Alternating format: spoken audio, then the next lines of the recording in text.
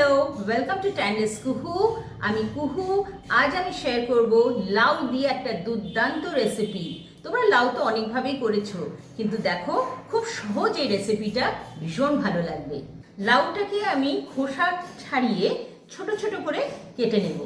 শুরুতেই একটা মশলা তৈরি করে নেব।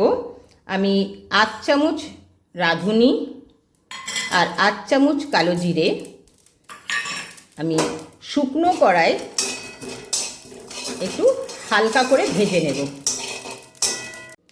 অল্প মশলা, তাই আমি শিলনোড়াতে বেটে নেব। মিক্সার গ্রাইন্ডারে এতটুকুটা বাটা মুশকিল।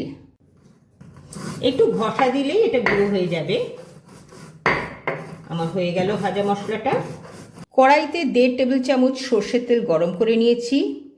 এবার আমি হাফ টিস্পুন মেথি, হাফ টিস্পুন কালো জিরে এতে ফোড়ন দিয়ে দেব।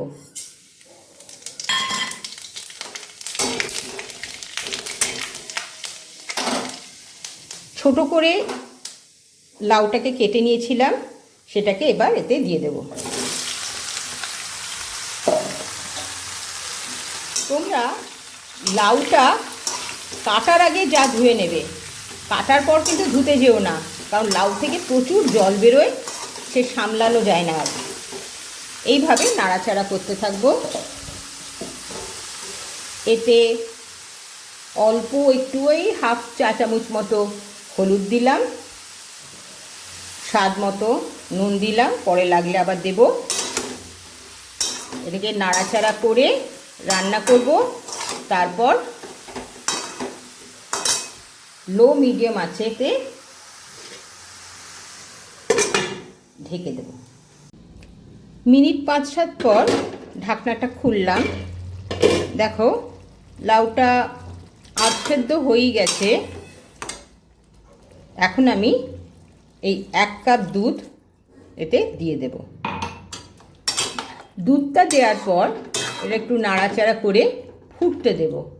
ঢেকেই ফুটতে দিই।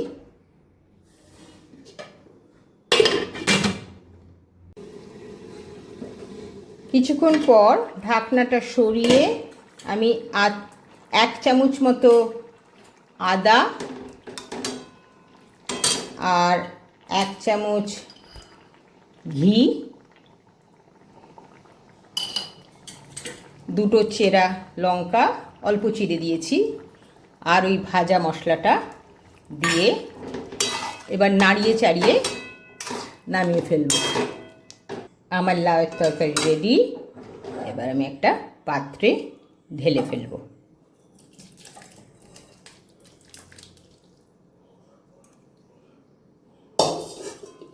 আমার লাউয়ের তরকারি রেডি।